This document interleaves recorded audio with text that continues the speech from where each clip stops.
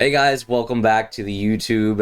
This is the 11th episode of 7 Levels with Lionheart. Welcome to the show. I'm your host, Lion. Had a great, awesome interview last week with Espenwald. I hope you guys enjoyed that. If you guys haven't seen it, there'll be a button you guys can click on, like somewhere like up here probably. Definitely go check that out. Had an incredible discussion all around knowing oneself, and that was really enlightening and awesome. So if you guys want to check that out, make sure you do. And also, just like something I'm going to say every video, a lot of these people that I'm interviewing, I'm hitting the max of my social circle. I'm running out of people that I actually know that are interesting. So I need your help to help me find these people that you know would be so incredible. Just tell me who your favorite streamer is. I'll reach out to them. Tell me anyone who is live and making content on a regular basis. I would love to check them out. And the last 3 videos we did were all based off suggestion like that, and I couldn't have done that without y'all. So I need your help, so help me out. But I'm so excited for this week's guest. This week's guest is a friend of mine, and we've known each other for probably a year, maybe a little over a year. It's been a while. We've played some games here and there, on and off stream. Another Pokemon fan, a big Destiny fan, and so without further ado, I would like to introduce to you all Zudan. What's up, Zudan? How you doing? Yo, what's up? I'm doing good. How are you, man? I'm good. Thank you so much for coming out on to the stream today. Or sorry, the video. I'm so used to streaming all the time. So used to streaming. Yeah, thanks for having me. Yeah, I'm so excited for today's thing. So go ahead, take a little second, and just tell people a little bit about yourself, what they could see if they come to your stream. Yeah, so I'm Zudan. I started streaming about 3 years ago for just a couple of friends. At first, there was no real intent behind getting affiliate or anything like that, and then about a year or so after that, I started playing Pokemon again for the first time since Gen 3. And a little streamer named Metal Fear 4 found me and graced me with his community. And I started to kind of pick up some more tricks on streaming from him, and his community helped me out a lot. And I branched off to kind of where I am today. I still do a little bit of Pokemon, but I do a little bit of Destiny as well. Those are my 2 main kind of squeezes, but I do all sorts of stuff. We do just chatting streams. We scroll through Reddit sometimes and just take the piss out of people. We just like hanging out, just really chill kind of vibes is what we go for. I want to kind of be a place where you can just kind of hang out on the couch and have me on and Yeah, and talk. super cool, super cool. Well, like I said, since I've known you for quite a while, I've gotten to know some things about you. So I thought something that the people in the video might find interesting is, like, I know for a fact that one of your favorite Pokemon of all time is Mew. So can you tell me how did you land on Mew? I got goosebumps from you just saying that because I just love Mew so much. So it this is a little convoluted of an explanation maybe, but the reason I love Mew so much is at its core because it has like the DNA of all Pokemon kind of a thing. And my whole philosophy in video games is to be able to be as creative and have as much variety as I possibly can. So part of the reason I really like Mew so much is because he can learn every move, right? He can use every type. He in the lore just kind of has the DNA of all the types and stuff, and that is kind of the reason why I kind of like leans towards it so much. And then I guess the other like normal person reason is I really liked the first Pokemon movie like a lot when I was a kid. That's classic. It's classic. It's a great movie. So something else I also know about you is you have a dope toad. Gosh, I can't even talk tonight. I'm sorry. Dope Toad. It's true. A dope tattoo of the old ancient Mew card. Is that correct? Yes. Yeah, I can show it off here for you. Yeah, Uh, please do. so it's a little altered, but I'll try to get in the camera there if it'll focus. Yeah, there it There we is. go. Yeah. Oh I my got, and gosh, I so all the sick. types kind of around him to stay on that theme of variety. Right. And it's probably the only time I was ever internet famous on Reddit. Say it went viral for a little bit, right? It Yeah. went viral the first day without the color, and then when I got the color, it went viral again. And when it got the color, a lot of people were stealing it, and you were actually one of the people that messaged me about it like a Yeah. while ago. You're like, "Did you know this page is using your tattoo?" And Yeah.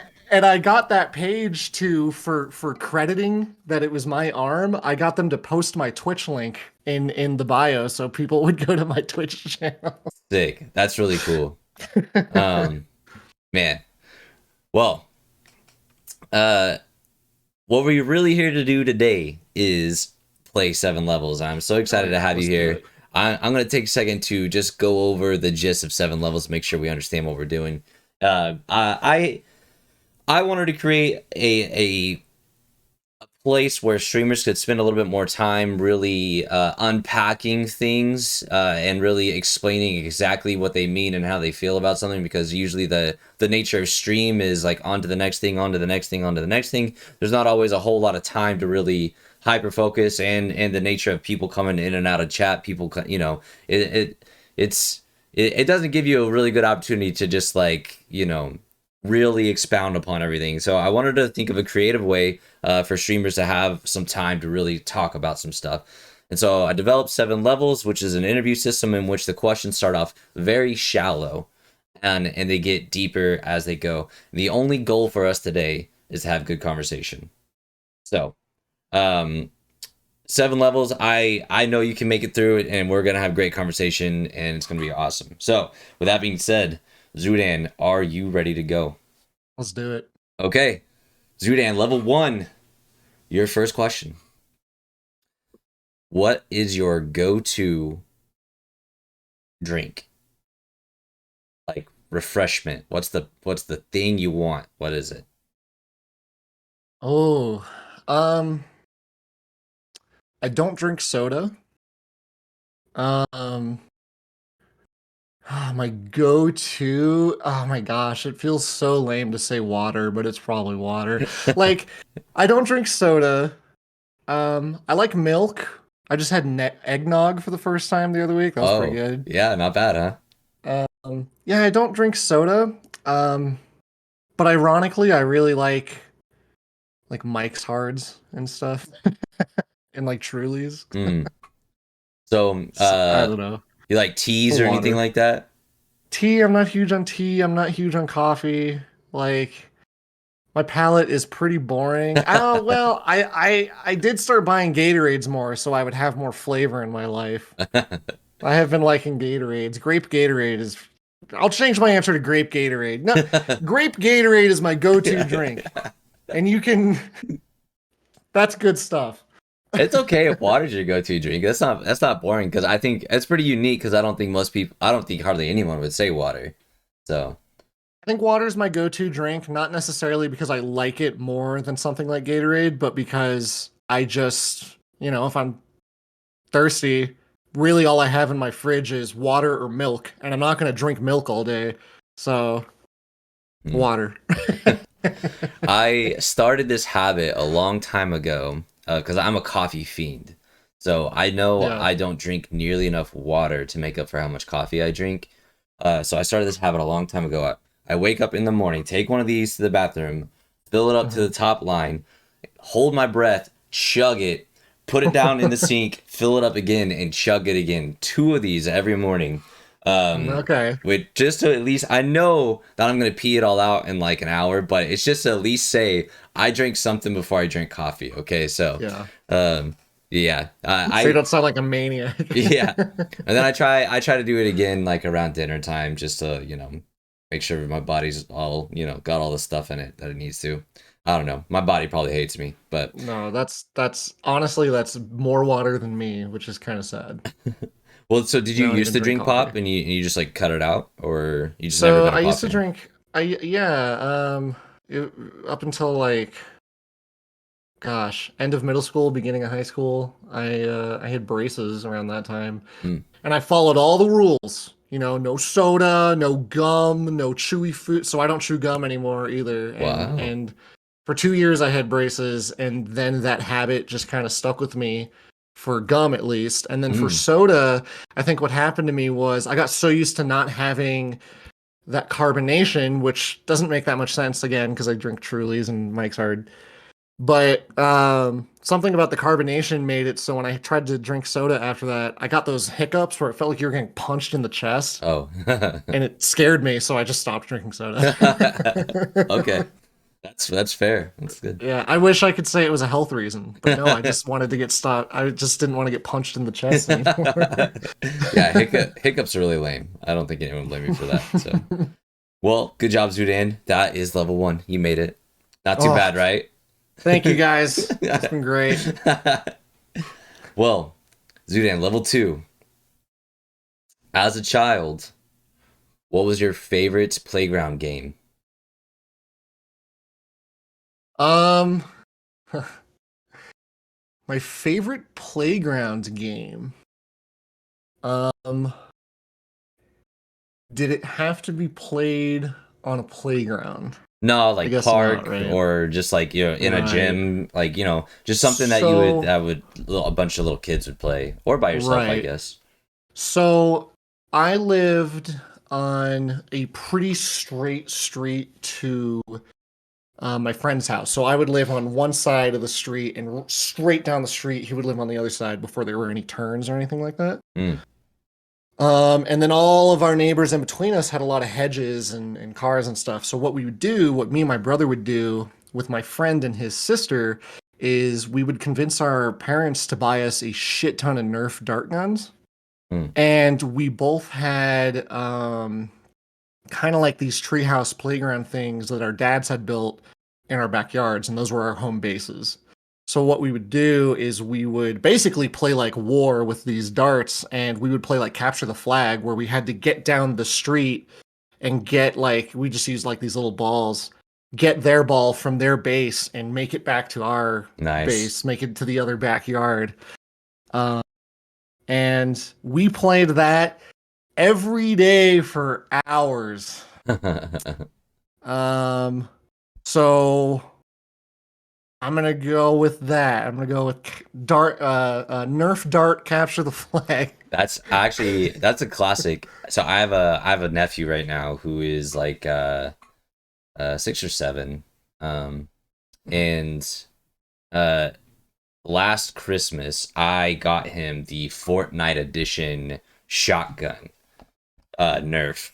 So Okay. it shoots Nerf darts that are like that big around. Like it's like Oh my like gosh. it can only hold like 4 of them, but they will blast you. It's I got him that for Christmas, and he lives in a block that's got a whole bunch of kids his age, and I joined in on their Nerf war with them, and it was Oh real fun. hell So yeah. if you ever see a Nerf war going on, it still holds up. They're still Oh fun. So you gotta try to yeah. hop in one. They're The still awesome. the thing about it too that I forgot to mention was we were kids playing over the course of this entire street like it was our playing field. So we lost all of our darts very quickly. So it was an honor system on whether or not I would have actually hit you or not, Oh yeah. which led to a lot of you didn't hit me, you Oh wouldn't have yeah. hit Of me. course.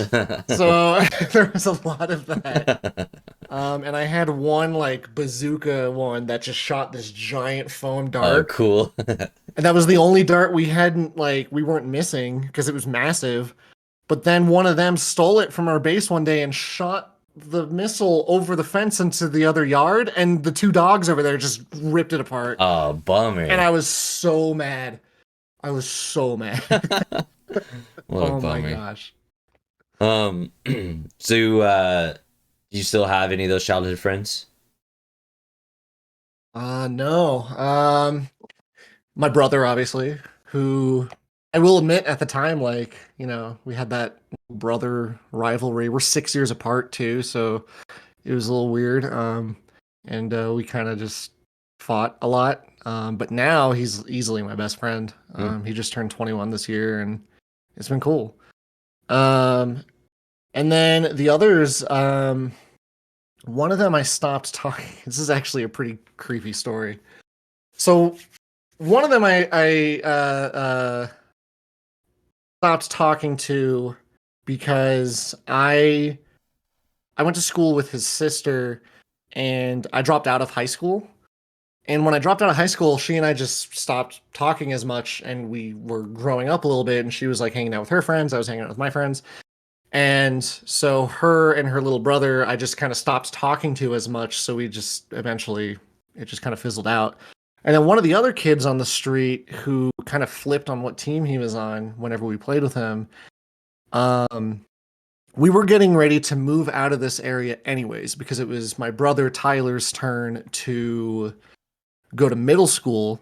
And we didn't like the middle school I went to. It was very just not a good school. And so we wanted to move up to where I am now to so he would go to a nicer school. And so we were moving anyways, but what happened was I started to get more busy with high school and with life and was playing with them a little less and less and less. And this kid, he I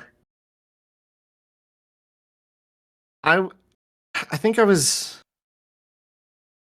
I don't remember if I was home at the time and I was asleep or if I was out at like a friend's house or something. But in the middle of the night, he apparently broke into our house at like 2 in the morning, something like that. And he found his way in the dark to my mom's bedroom.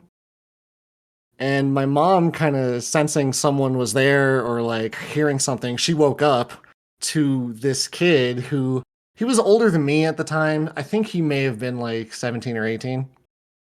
And he's standing at the end of the bed and looks right at mom and just goes, "Hey, is Justin here? Can he come out and play?" At like 2:30 in the morning, broke into our house.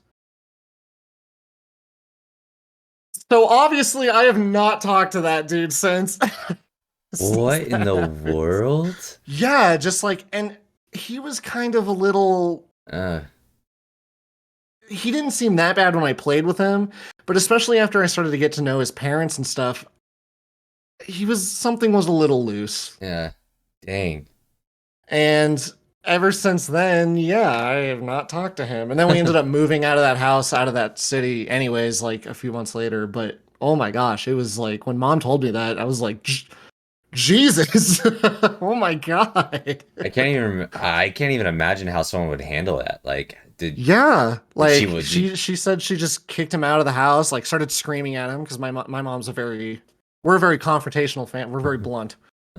So she, like, fight or flight. She chose fight on this kid and was like, "Get the fuck out of my house."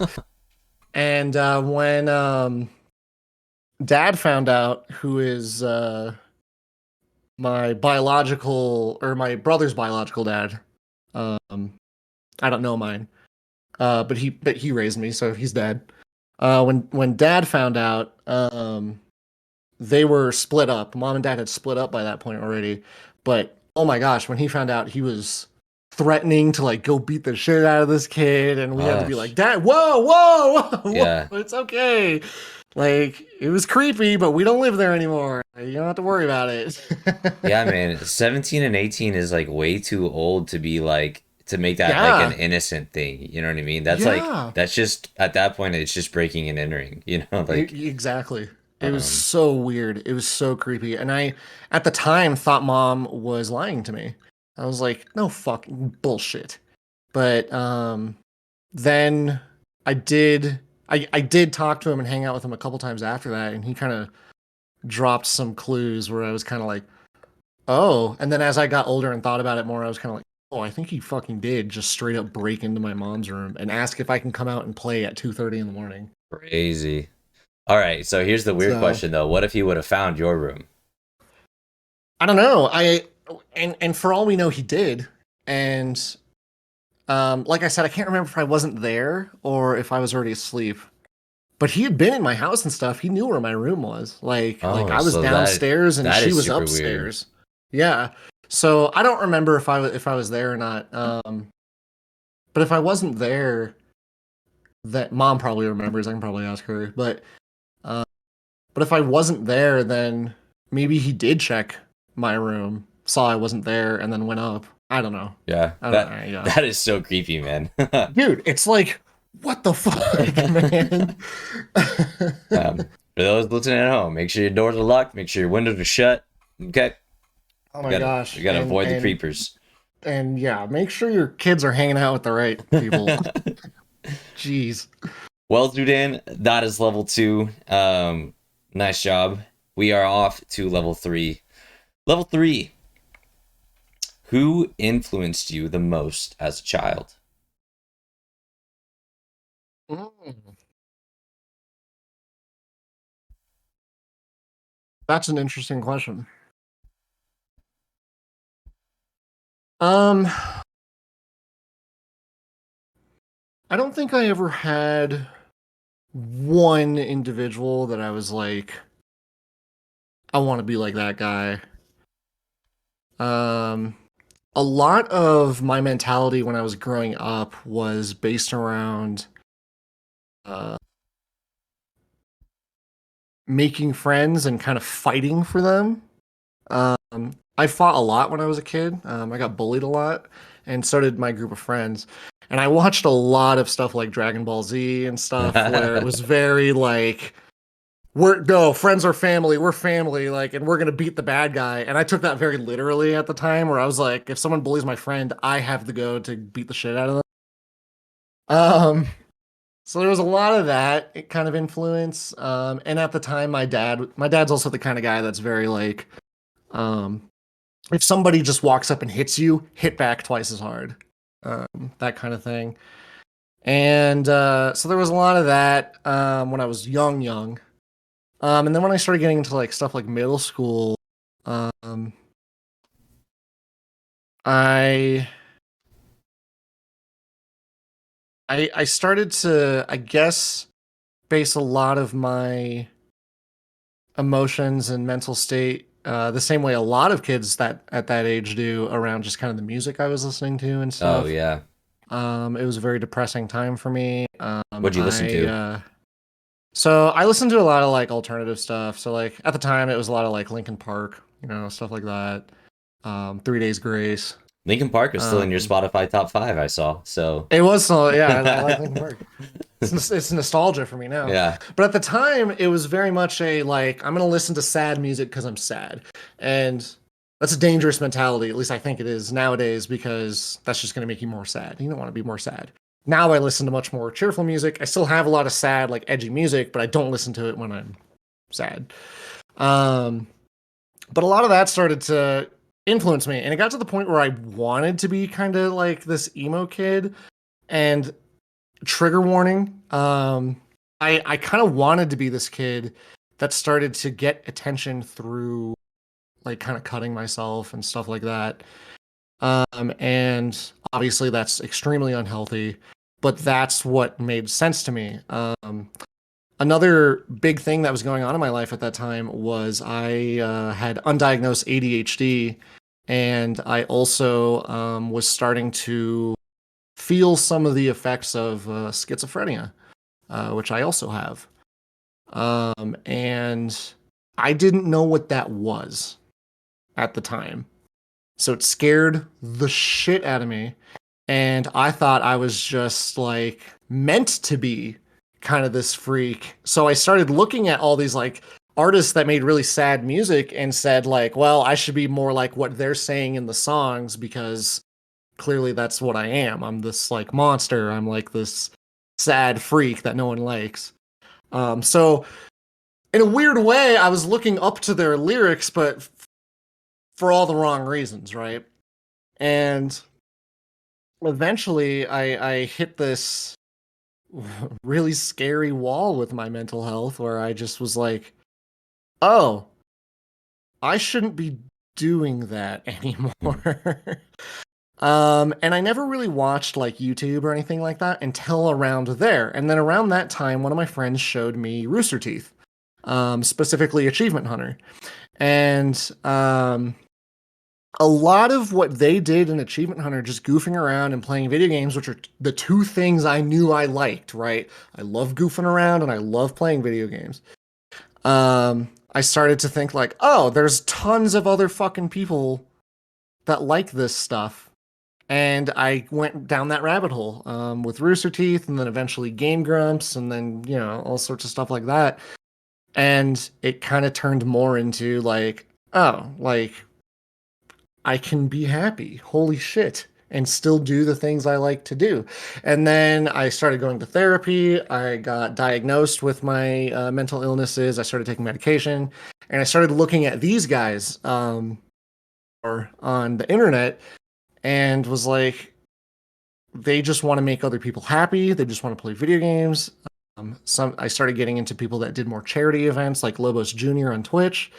That's how I discovered what St. Jude's even was, because at the time I didn't even know what it was. And it's, I think that is kind of what drove me into the direction I've been on now, because I was so scared for so long, and I didn't have a role model really until late middle school, early high school when I discovered Rooster Teeth. And with that, I started to see, like, holy shit, like I can do the things I love, and there's a huge community of people that feel the same way. It's not just these people I happened to be around lately that are bullying me for it, which is a huge part of my childhood. Mm-hmm. So I guess the short answer would be I didn't really have one until yeah, like that late middle school kind of era of like maybe 14, 15 years old. Mm. And then it definitely started with Achievement Hunter. So how does it feel like as an adult, like looking back to know you, if you didn't have a major person that influenced you, you're essentially like an unguided Oh child yeah, with these undiagnosed internal issues. it's scary to think about because there was a time where I genuinely thought there was no way out. Like I didn't think I was ever going to come to that revelation. And I still think about it today where I'm like, I wish I could go back in time and just be like, hey, just so you know, like you're gonna find something that's gonna be like, oh fuck, that's awesome. And you're gonna like go down that rabbit hole and it's gonna be one of the things in your life that is going to get you out of this slump that you think you're permanently in. And it it's wild. I mean, it had such a huge influence on me that like let's take like what happened like a year and a half ish, 2 years ago now with the whole like Ryan Haywood stuff that happened in Achievement Hunter. It's obviously awful what he was doing. Like he was grooming minors. And this is a dude I had looked up to for years and years and years as like a comedic and community genius. And when I found that out, obviously like holy shit, that sucks. You never want to hear your hero actually be this monster behind the scenes. And, I that hit me fucking hard. Like I was crying. And this was only like a year and a half ago or something. Mm. And I was so disturbed and upset by it because I had poured so much joy into watching him on screen for years and years and years. Um, but even through that happening, and I'll admit I haven't watched a whole lot of Achievement Hunter recently, but even through that happening, they pushed through, and they were obviously just as distraught as we are, but they pushed through, and that's the big thing, right? They pushed through, and they kept doing what they know they do well, and I think that those actions and people on the outside seeing those actions taken by Achievement Hunter after that event is something a lot of people can think about at the very least and should aim to relate to because there's a lot of people that give up at that wall, right? And Right. I think if you can just like tell yourself like this sucks ass, but I can fucking push through this, like you can. And look at where Achievement Hunter is now. Like they're back to where they are and they're great. They're fantastic. Mm. Um And they probably have way safer boundaries set in place and stuff like that. Yeah, absolutely. Like it was an awful experience, but at the end of the day, a learning experience. And it doesn't have to stay awful for the rest of their lives, but it can stay a learning experience that Mm, they pull from for the rest of their lives, which is mm. good. So, yeah. Well, awesome. What an answer. Level 3 is complete. Thank you, Zudan. I like to Um, rant. I like to talk. yeah, you're the perfect person for this then. Um, I have a question for you, but I'm actually gonna change it because of I kind of want to keep going on this route we're going. Okay. So I was gonna Yeah. ask you if you could spend an evening with any historical figure, who would it be? But well, I'll save that for another interview another time. But Okay. I actually want to ask you instead, what it felt like to hear your diagnosis for the first time. Um, I'll give a two-part answer because I think it's a little different for ADHD and schizophrenia. Okay. For ADHD, it was very scary because the only stigma I had in my brain at the time was that people with ADD and ADHD are like broken. That's kind of what was that was like Mm, what was pressured onto me by mm, like my peers and society at the time. It was scary. It made me feel a little bit like a freak. Um, that said, um, I definitely, that's definitely absolutely not true. In fact, ADHD and ADD are two of the most common mental illnesses in the world. And I think while it was hard at the time, um,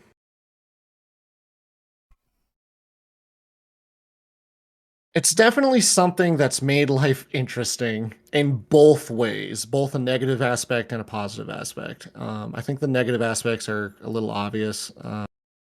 Mood swings, forgetfulness is a big one that affects me. Is I'll just forget something like from a few days ago or something.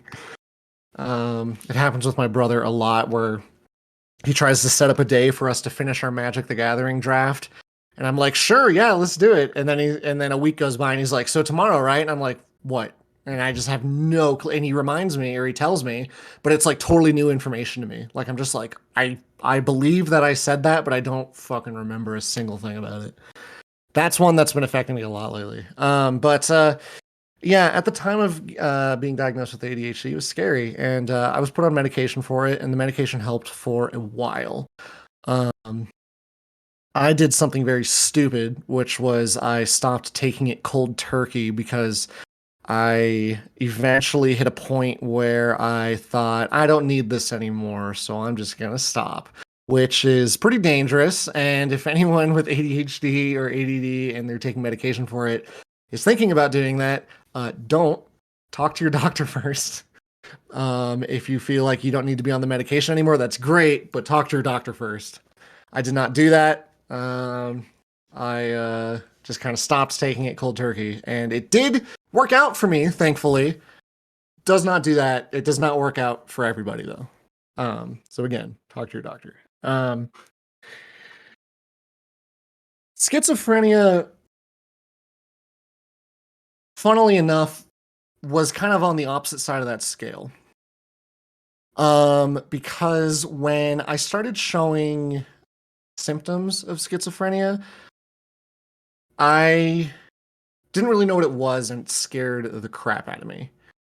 All I knew was there was this sort of entity, is how we referred to it, that would just kind of echo thoughts into my head. And I have a very rare version of schizophrenia where I occasionally see things as well. And it's yeah, when you don't know what schizophrenia is, like before that diagnosis, I had not heard that term before. And keep in mind, this is when I was a teenager, right. and I had no idea what it meant. Um, So before that diagnosis, I was just scared all the time because I wasn't sure if this was something other people were experiencing, if this was something just I knew about. And I kind of convinced myself to bottle it up and not talk to anyone about it. And then one day, I also had pretty bad anger issues when I was little. And one day I just got into a fight with a kid. And mom kind of was fed up with me constantly getting into fights with people and was like, all right, we got to put you through some kind of anger management kind of program for kids.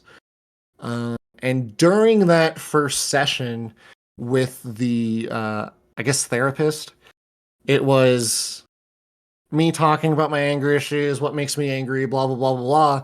And I felt comfortable to the point with my therapist where I told her straight up, I was like, hey, sometimes when I get really mad, there's this other thing in the back of my head that's screaming like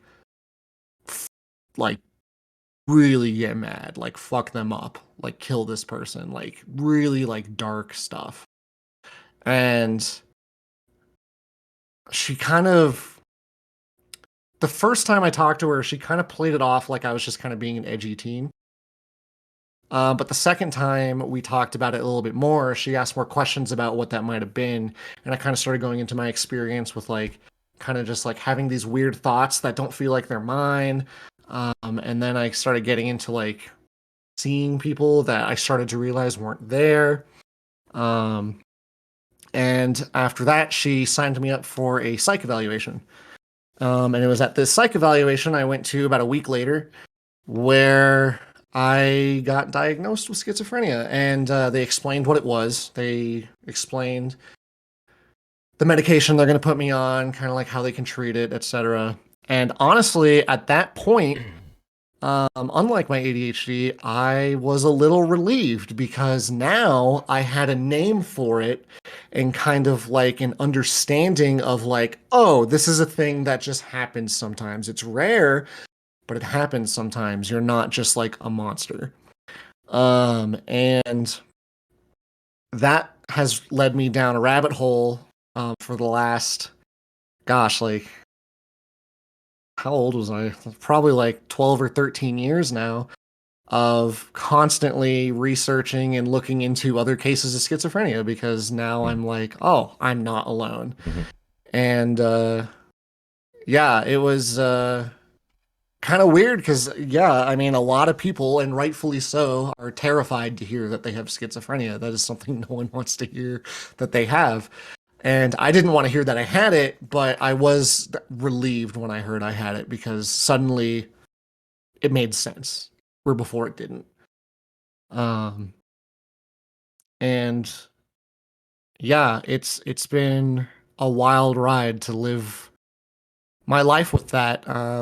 Apparently, I got it at a much younger age too. Well, you don't just catch it, like it's not like a disease, but like typically symptoms for it don't start showing up until your early 20s, from what I've found on the internet. And I was experiencing it probably around 14, 15 years old, maybe 13, but that's so far back that I really don't remember when exactly it started or what my first like maybe moment of like schizophrenia may have been. But yeah, it was a relief for sure. That's good. So So, living with it, um, I'm curious because I know, like you said, it's a scary word. People hear that they don't just, you know, yeah, um, they don't just like, oh yeah, that's our neighbor. He's got schizophrenia. So it's nobody. People usually hear that and think, it's kind of a pretty serious thing. So for you living with it, would you say in public situations, would you rather people know or not know? Like say, like if you're going to work, like would you rather your coworkers know about it? so I think that's one of the things I'm still kind of taking moment to moment today is who knows and who doesn't know. Work is a good example because there are a lot of people there that do not know. Um, and there are a few factors. I think one of the biggest ones is a lot of our hires lately have been kids like 16, 17, 18. And it's not that I don't think they would necessarily understand my situation. I just don't think they need to know. Mhm. And the last thing I ever want, which is more likely to happen if kids like that know, is for people to treat me differently based off of that knowledge. That said, my boss knows, and granted, he has over the last 7 years of me working there become more than just my boss. He is definitely someone I would consider a personal friend of mine now. So, granted, he is a friend of mine, and he was a friend of mine when I told him. But on the other side of the scale, about a year ago, when I said I was going to take a break from streaming, that was part of my goodbye stream. Was telling everybody I had schizophrenia and that this is kind of what I deal with day to day, and it's hard. And I just wanted to be transparent with everybody. So for the sake of needing to be transparent with people, absolutely, like I have no problem with them understanding and knowing what it is and explaining maybe a little bit what it's like. But if I don't need to be transparent with them, like the kids at the center, then they don't need to know. Like it's just one of those things. Um, and there are some people that I know would react a little bit. And I am talking more about like family. Mhm. They're not in the Twitch or YouTube sphere, which is why I'm not really worried about talking about it on stream and stuff. Um, but yeah, I there are a couple family members that I don't think would receive that information very well. Uh, and I think it's best to keep quiet, at least for now. I don't want them to think I'm withholding information from them because I don't trust them or anything like that. It's just, Mhm. it's just not an easy subject to discuss with my family. Yeah. So Um. Yeah, and it's you're it's a little case by case. yeah, because I imagine the pros and cons would sound a little something like this, and like correct me if I'm wrong. Like a uh pro of not telling people is that you guarantee you don't get treated differently. But the con of not telling people is also you guarantee you don't get treated differently. So like if something is happening to you that is unusual that you know about internally, but people don't know that because they're not inside of you, they're not in your mind, then Yeah. something weird happens. They are only taking that at face value is like, why did Zudan just do that weird thing? Like, you know what I mean? But that, Yeah. and so I imagine that's like a really tough like balance of trying to find is like who's the person that's gonna like understand me when I say this uh Yeah. and um and treat me the same but also like have like grace for me, like look out for me or stuff like that. So that's tough, man.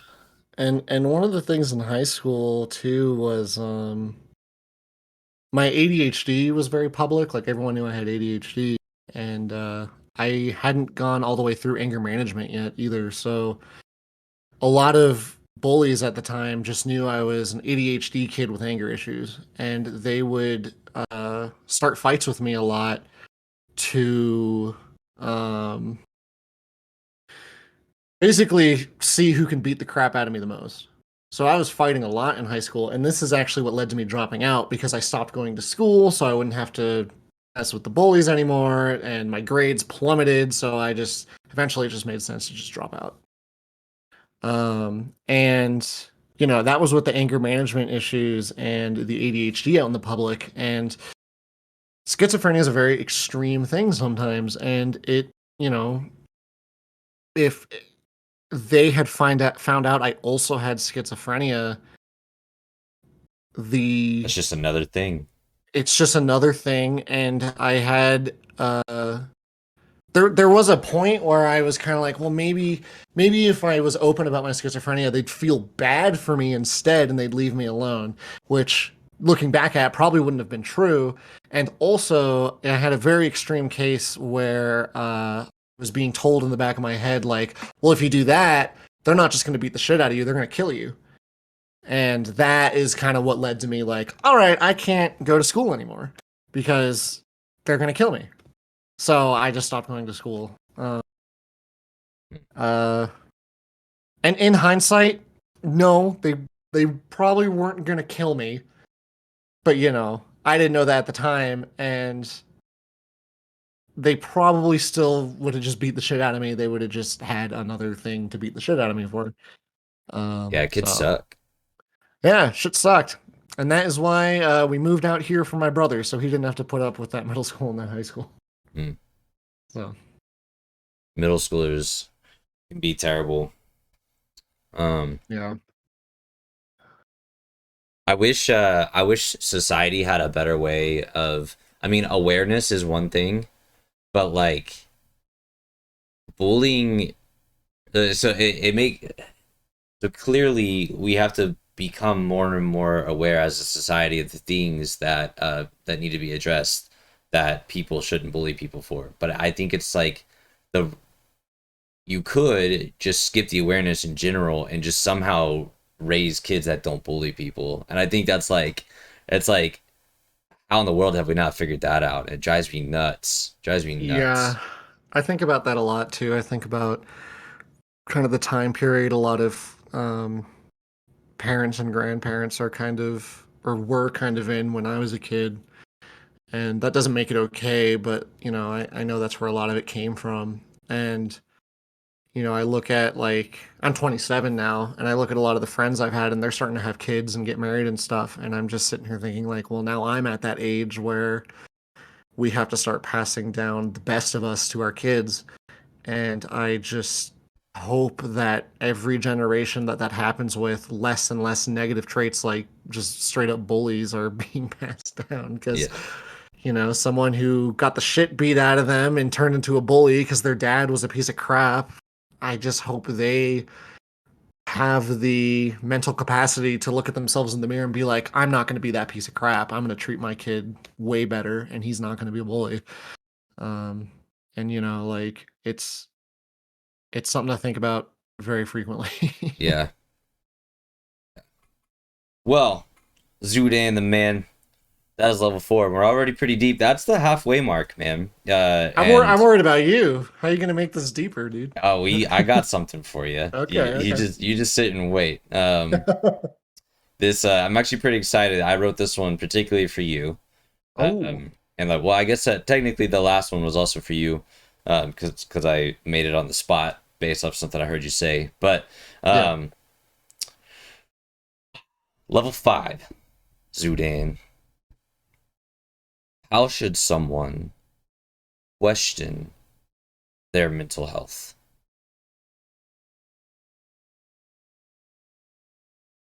In other words, how should someone go about wondering if they are mentally healthy? Um,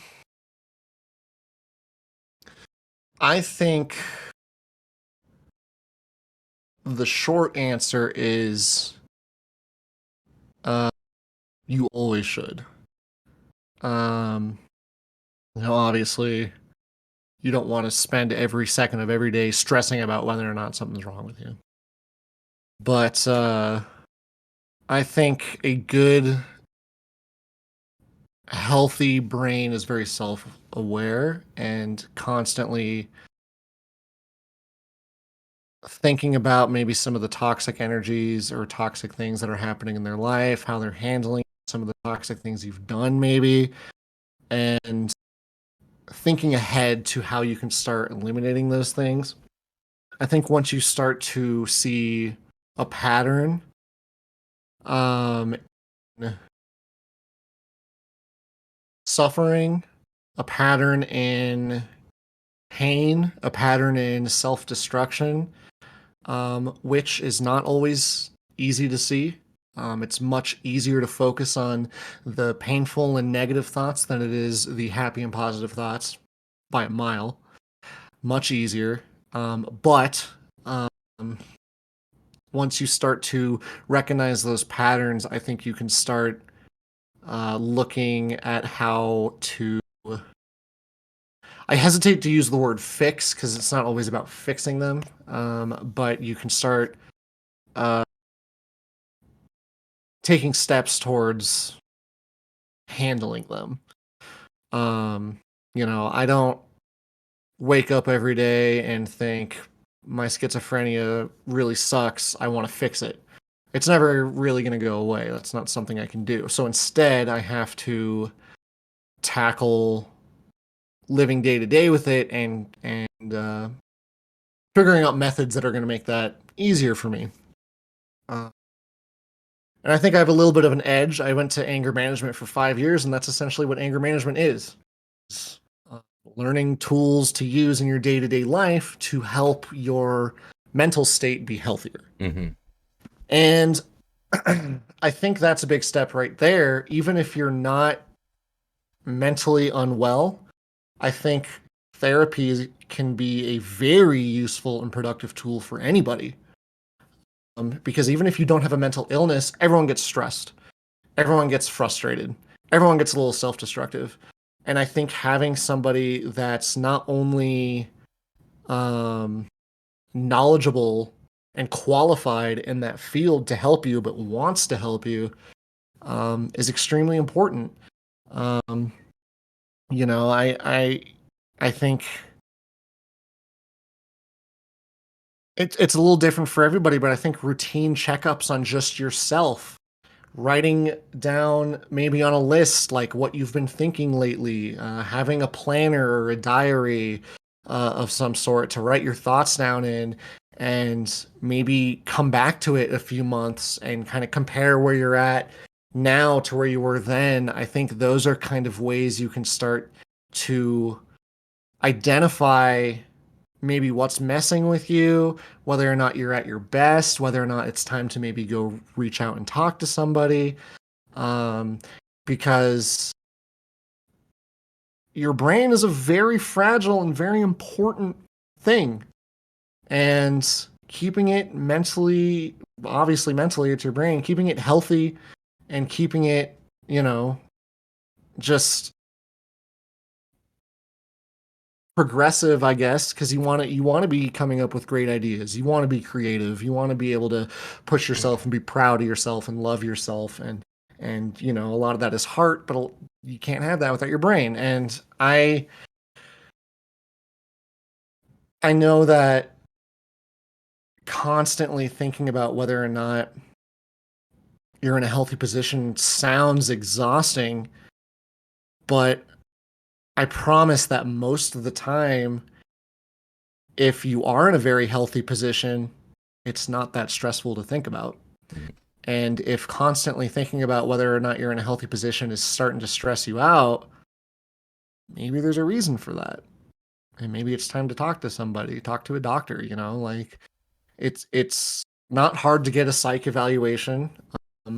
I live in America where healthcare is fucking wild, but even with Medicare, which I'm on, you can get your primary or your doctor to sign you up for a psych evaluation for free. And it's not a bad thing at all. I mean, obviously, not everybody can afford therapy either. Therapy is expensive. So that's why I also suggest things like having a planner or a diary, etc., and kind of just writing your thoughts down. Sometimes just writing them down once and maybe never even touching again is what you need. And that's what you need to just feel better. And then on top of that, like, talk to your friends, like, open up, talk to your family, let them know how you've been doing. Even if it's not necessarily bad, talk to the people you care about what you're happy with in life. Like, if they're your friends, they want to hear what's been making you happy. One of my very, very good friends that I play video games with almost every single night, we begin almost every single conversation with "How were you today?" Start making that a regular thing, because it sounds like kind of just a nothing thing you just hear from like a passerby, but that's actually a really important question. How were you today? Think about it, discuss it, talk about it, even if it's not long, because those are the kind of insights you're going to need when you're thinking about whether or not you've been happy lately. And yeah, it's not an easy thing, which I think is the biggest thing to understand too. It's not easy to just self-reflect like that. Um, and it's probably never really going to get easier. But the payoff for it is so grand. And the ability to say, I am at least proud of myself for being able to self identify some kind of mental issue I'm having, that payoff is wonderful and totally worth it. Because then you can start taking steps to handle it. Um, yeah, so the short answer is always be thinking about it. You want your brain to be healthy because at the end of the day, that's you, man. Yeah. That's you. You want to be So, healthy.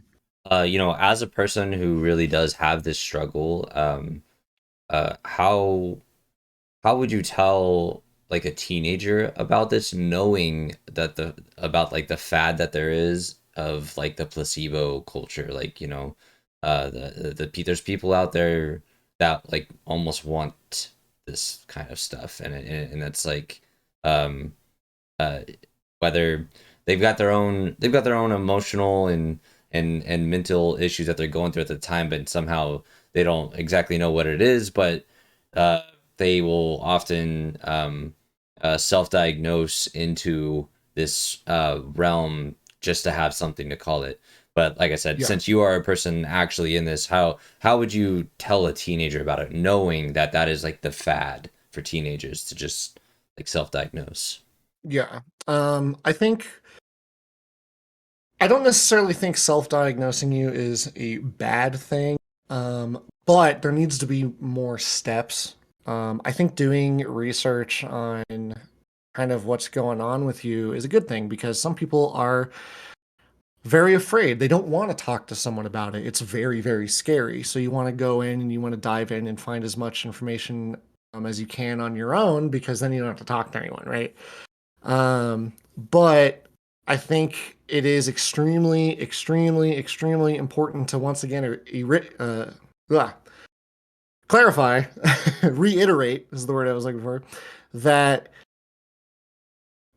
a lot of these people that have spent years of their lives to get into these therapist and psych evaluation professions do it because they're very passionate about it and they're very qualified for it.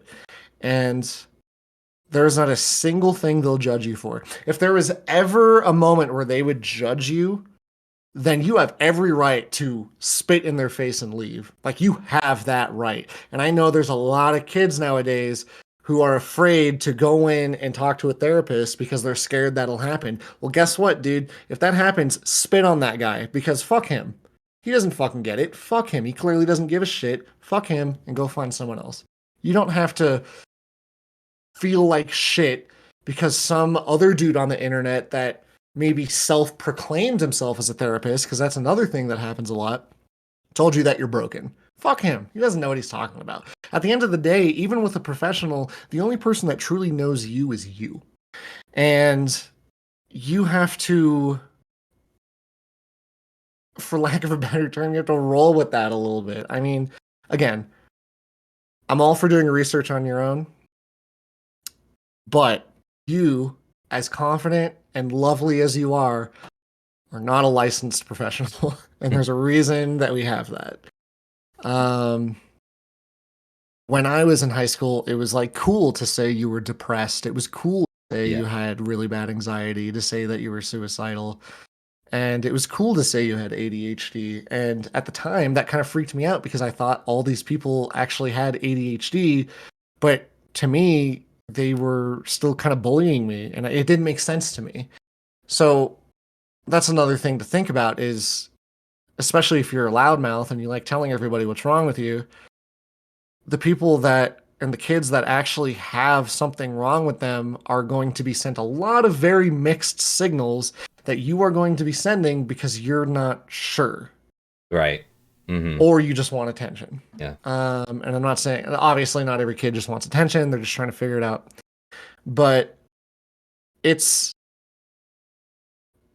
it's scary. It is. I personally have social anxiety. I don't I procrastinate getting on the phone to order fucking food. I hate calling Domino's. I hate ordering pizza. I don't want to be on the phone and talk to a stranger. Like I get that. But um these people are professionals and they understand that you don't want to be on the phone to talk to them. That's the difference between the pizza guy and these therapists. They get it. They know you don't want to be on the phone to talk to them. So they're going to do everything in their power to A, reward you for taking that initiative and getting on the phone with them, because that is a very difficult thing to do, and they know that. And B, start working towards steps with you that are going to work for you, not force you to do anything. They're going to actively work with you to figure out what works best for you and start taking steps to better your mental well-being. And that is what you should do. You should contact your doctor. If you're on the younger side and don't know how to do that, ask your parents if you can contact your primary and go from there. It is scary, but just going on the internet and just kind of Googling what the hell is wrong with me, it's going to give you some information, but not all of it, and a lot of it misinformed. So what I'm hearing from you is there's a very healthy balance of always starting internally. It's always good to say, did I just do something out of character? Did I just do something off from me? And how do I feel about that? And and then working your way out from there, like, is essentially what I'm hearing you Yeah. say. Is Yeah. And a big thing to consider as well is like sometimes you don't notice. You don't notice when you did that thing or said that thing that you don't normally do that may have been caused because of a mental illness. And later down the line, when you've been diagnosed or you realize something's wrong with you, and you think back at that moment, you get a little self-destructive. You're like, oh my God, I can't believe I didn't notice I did that thing. That was like so obviously, like if I had just noticed earlier, I could have started working on myself earlier. You can't do that to yourself because guess what? The whole reason that you're here now realizing that stuff is because you have to go on this journey. Everyone's story is different.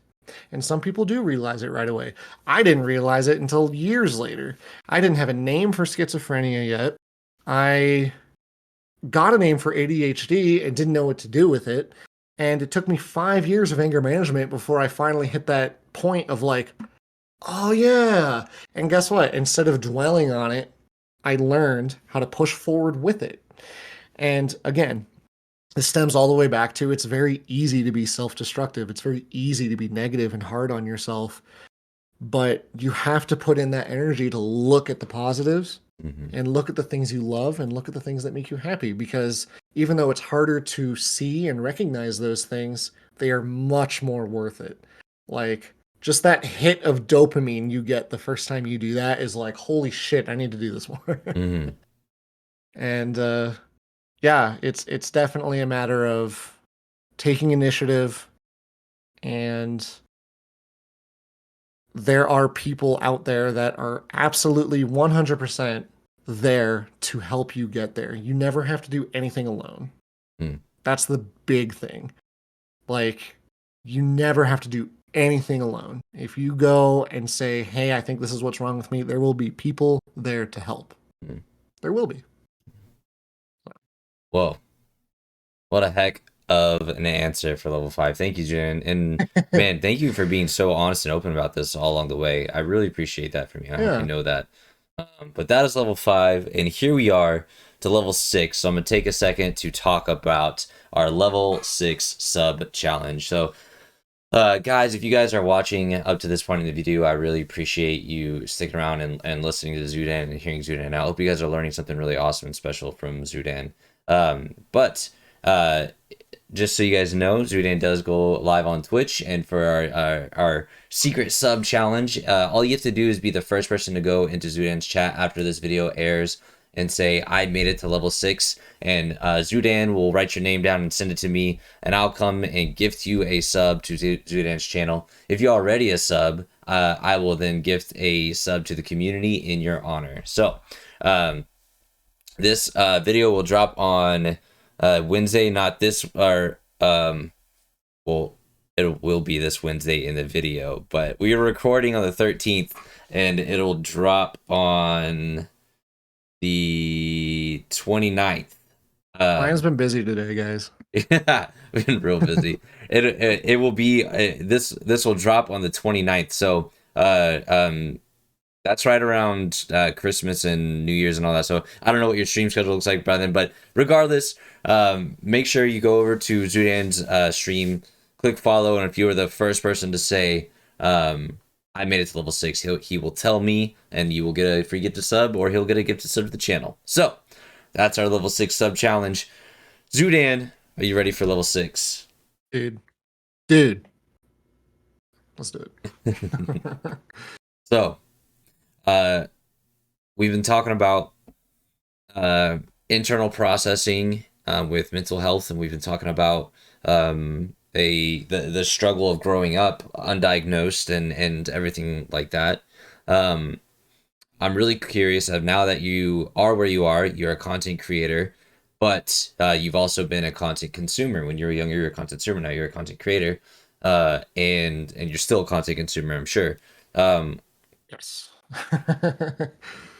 How do you see the pros and cons of consuming content versus creating content for a person that struggles with mental health?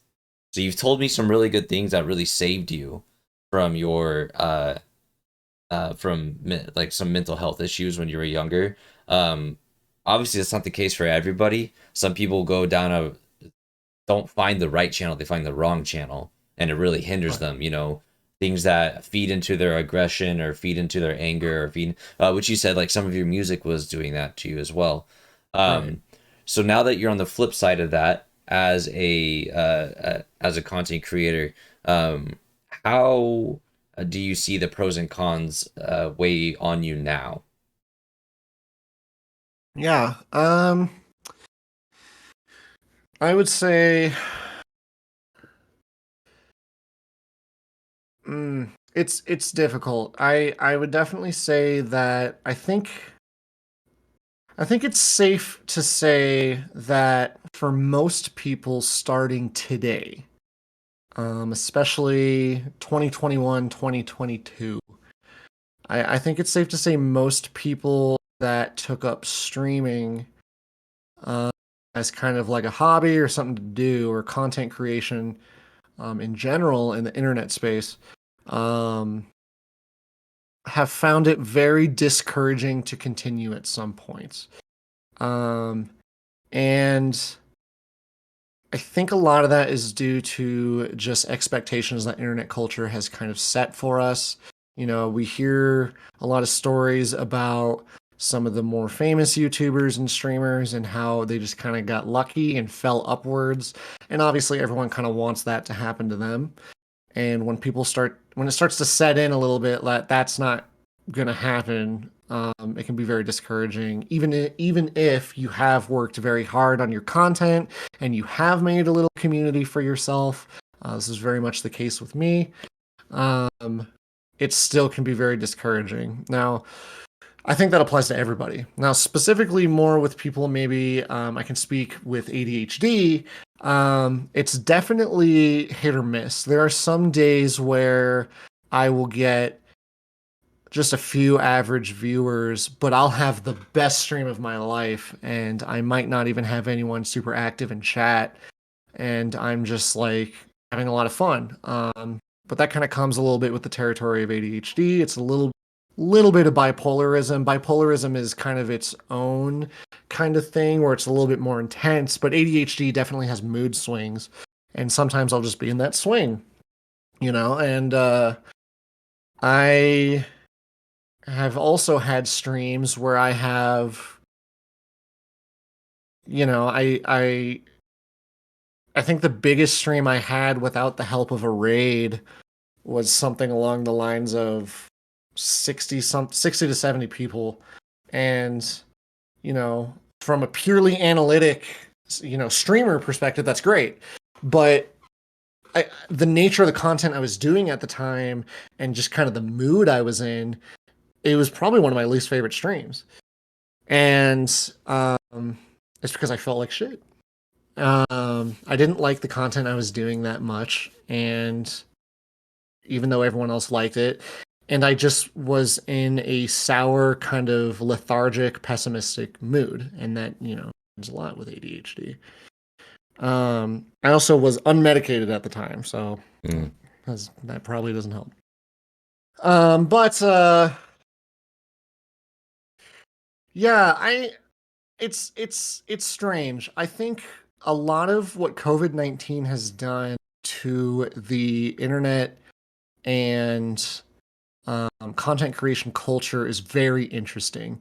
I don't think you would get the same answer maybe 5 years ago, because during quarantine across the globe, there were thousands and thousands of people that were like, well, I'm indoors and I got nothing else to do. I'll try streaming.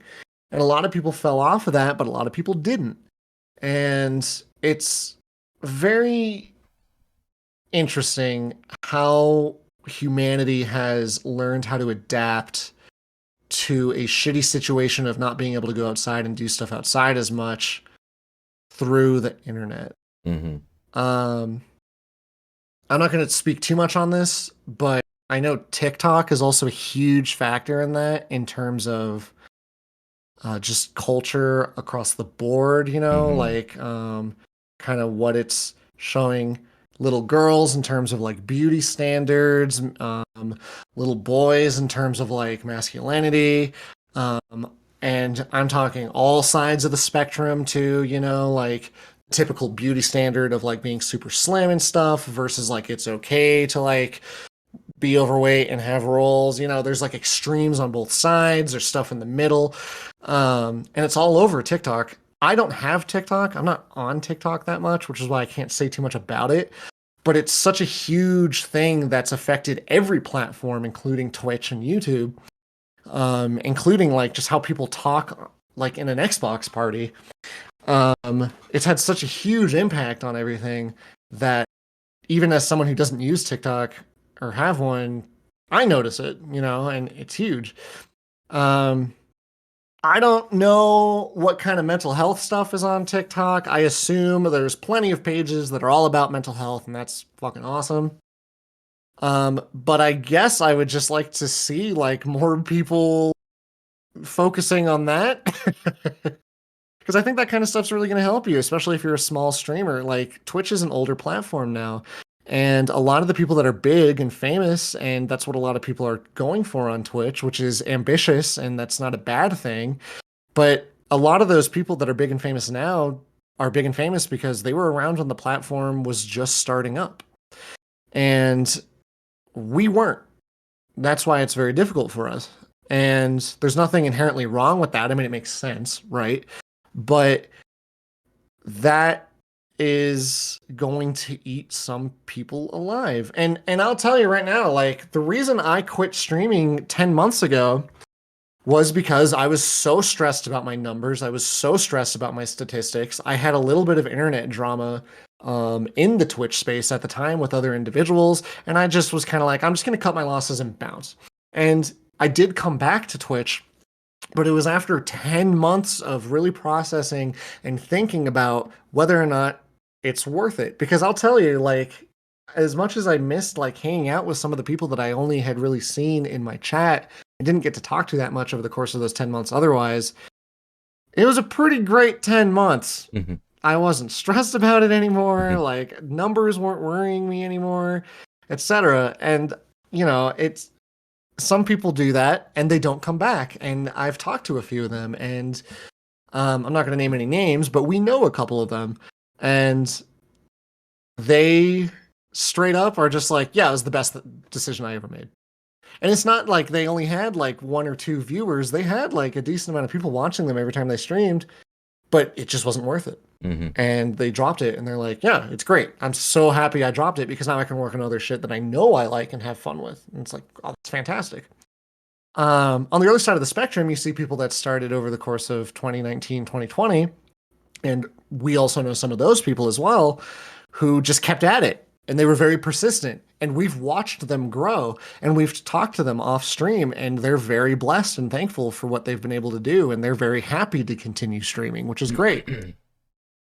And then you got people like me that are in the middle where we've quit for a long time. We came back because we missed it. And, you know, it's just, you just have to sit down and evaluate whether or not this is something for you and something you want to do. And if it's not, that's okay. And if it is, that's the beauty of Twitch. And that's the beauty of content creation on most platforms, is if you take a break for a while because you're just not feeling it, but then you have that one idea, you have that one hit of like, oh, but what if I started a video series that's like this? Or what if I started doing this on my streams instead? And then you come back and you love it. Like, you just have to sit down and evaluate it. And remember, you're not forced to do anything. And sorry, my ADHD went a little crazy there. What I meant to say, what I was going to say was the beauty of a lot of these platforms is you can quit for a really long time and just come right back to it. Yeah. It's all right there, ready to go when you come back. Like, it's not going anywhere. And that's the beauty of it. And we've also got a lot of tools in the form of like Discord servers and Twitter, where we can communicate with our audience still when we're off stream if that's something we're missing. And at the same time, they're one of my favorite streamers who's partnered, like, he's a great streamer, doesn't use a webcam, doesn't use social media like Twitter or anything like that. Like, he has like no internet presence other than Twitch and doesn't even use a webcam. And he's partnered. Like, there are ways to do it. There are ways to do it without forcing yourself into an extremely uncomfortable zone. Now, sometimes you got to step out of your comfort zone to try something new, but you don't by any means have to force yourself to just do something absolutely against your like mental well-being just for the sake of getting a few clicks. It's not worth it. It's not worth it. Yeah, I think Twitch has been a very interesting platform post COVID-19. And I mean, that's why I came back to streaming. I was bored and I was on lockdown. Yeah. But here I am. Yeah. So last follow-up question for this one. Do you think you have been able to release content that would do for another teenager struggling with undiagnosed issues the same way that someone that what do you call them, rooster feet, what is it, rooster teeth rooster teeth, the same way Rooster Teeth did for you? Like, do you think you've made content that could do that for someone else the same way that they did for you? I like to think I have, but there's always I'm a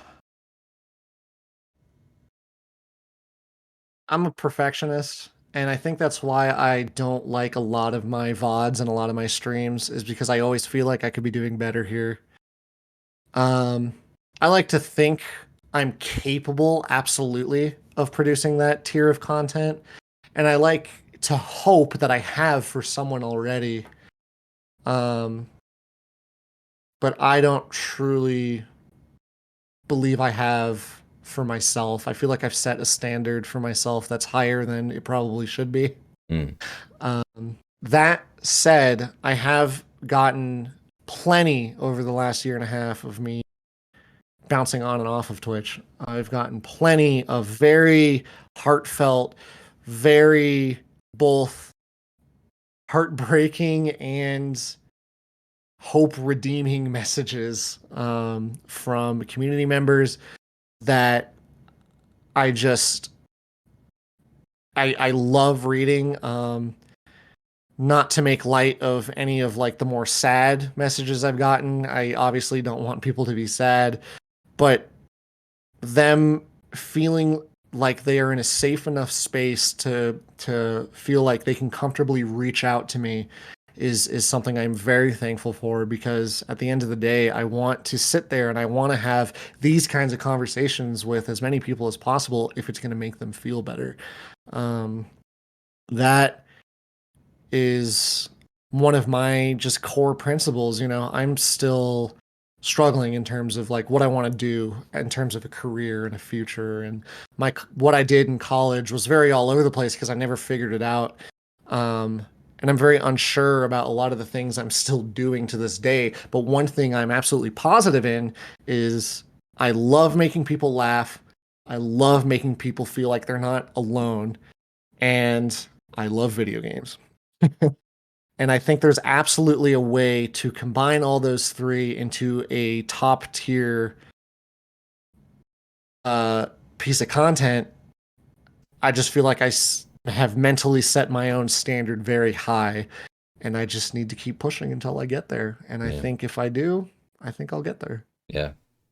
I agree, man. Well, nice job, Zudan. That's level 6. Well done. We have made it to the Woo! final question. Level 7, Zudan, is a reoccurring question that we have used all through season 1. And I think it's a really cool question. It's a flexible question. So you can kind of take it how you want to, and you can turn it into whatever you want to. But the question is, what is a change in the world you would like to see, but you are not sure you're capable of doing? Ooh.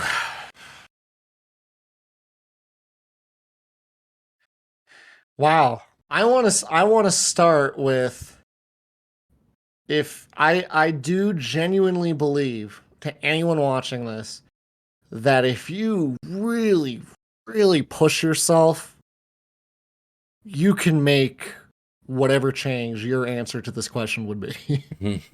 Some are way easier than others, obviously.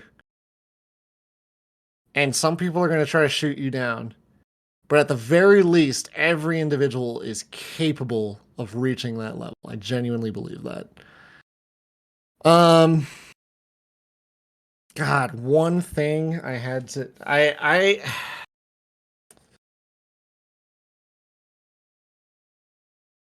that is a brutal question though.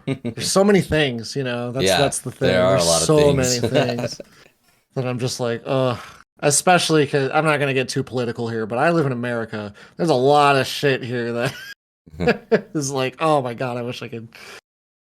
Um, man, I think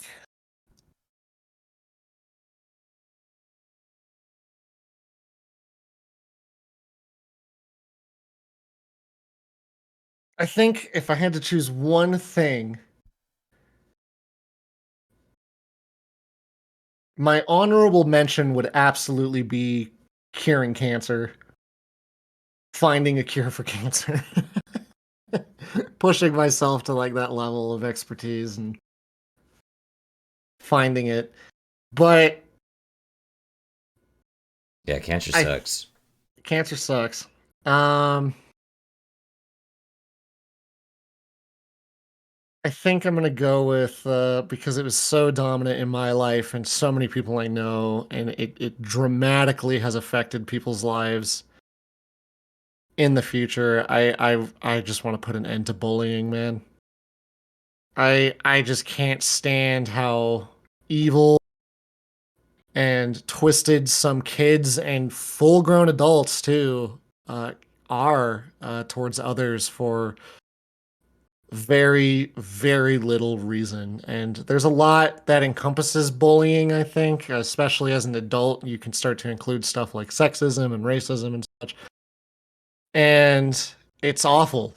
It's awful because it literally destroys your entire mental well-being as a person to be put in that scenario. And I just don't understand the concept of hating just for the sake of hating. Like it is always something that has baffled me that you could just hate another person because you just choose to hate them. Like that is such a mind-blowing concept to me that I will never ever understand.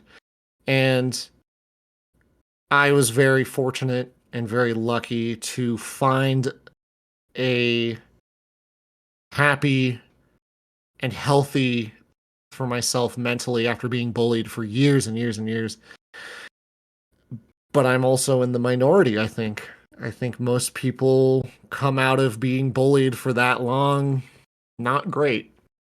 And I think they stay not great for a very long time. And I don't want anyone to have to go through that. I have experienced a lot of death in my life due to suicide, and a little.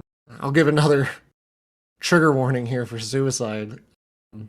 I have a story that maybe I'll tell some other time of watching one of my best friends at the time shoot herself in the head, and it's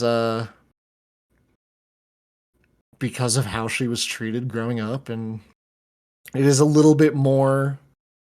It was a little bit more involved than just like bullying by her peers, but the bullying definitely didn't help. And I still to this day believe that if she had a bigger support network than just me over a webcam, because it was over Skype, then she'd still be here. And she didn't have that. And it's heartbreaking, like I don't want anyone to ever feel like they're not worth being in this world because of what some random douchebag that's not even going to be there most of their life says. And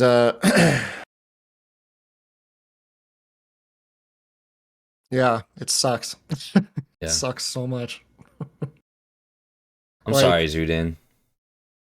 I mean, it was hard, and many other deaths after that. It was still very difficult, like when someone is bullied to the point of suicide, it doesn't get easier for Yeah. all the people that had to lose that person. Like, I've had a lot of people die because of suicide and cancer are the two big ones, and it doesn't get easier Yeah. with each one. It's not like it just the pain doesn't go away. It's hard, and I'm not saying people by any means should be up in arms and play vigilante and go take revenge on like people or anything like that, which I know a lot of people are advocating for nowadays in America, which is a whole other discussion. Yeah. But yeah, man, if there was just some way to spread anti-bully awareness so much to the point where people are not necessarily afraid to bully people, but just fundamentally understand that they shouldn't. Yeah. That would be like the happiest day in the world to me. Yeah. Like, oh my gosh. That holy shit. Yeah. Um I agree, man. yeah. I agree completely. I think it is something the world really needs is to get that crap figured out. Yeah. Well, dude, you freaking did it. I did 7 it. levels. Well done, man. Thank you. An hour and a half. It didn't, man. That thing, I couldn't hardly believe we just talked for an hour and a half. That was some really good conversation. Thank you for being so honest and open. Yeah. I truly believe that if anyone listens to this, they're gonna learn something really important. So, Yeah, absolutely. Zudan, go ahead, take a second, tell the people what you got going on. What's coming up in your life? What's coming up in maybe your community that you're rebuilding that people could come take part in, or just what you doing Yeah. lately?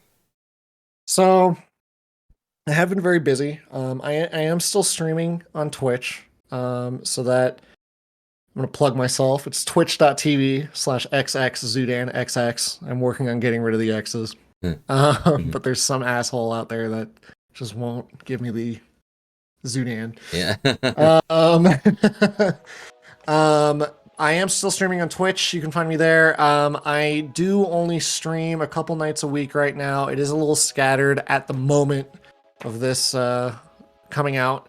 I hope to stabilize that soon. But the plain and simple answer is I'm just busy. I'm working a lot right now. We are understaffed at my work right now. And I also am trying to make a lot of time for just socializing with friends. That is something I lost when I was trying to stream originally, and I don't want to have to sacrifice that to stream again. So my streams are a little all over the place right now. That said, once again, you can find me at xxzudanxx on Twitter and on Twitch. I also have a Destiny clan called the Kelex that I did do a purge for because we were maxed out on slots at the beginning of this year. And we obviously have a very big expansion coming up soon. And I would like to get some more people on board with that, especially with the game being cross-platform now. I recently recruited our boy Lion, and it's been fun. We've been doing stuff. We've been playing raids and stuff. Yeah, I heard Sika got Mythic class the other night.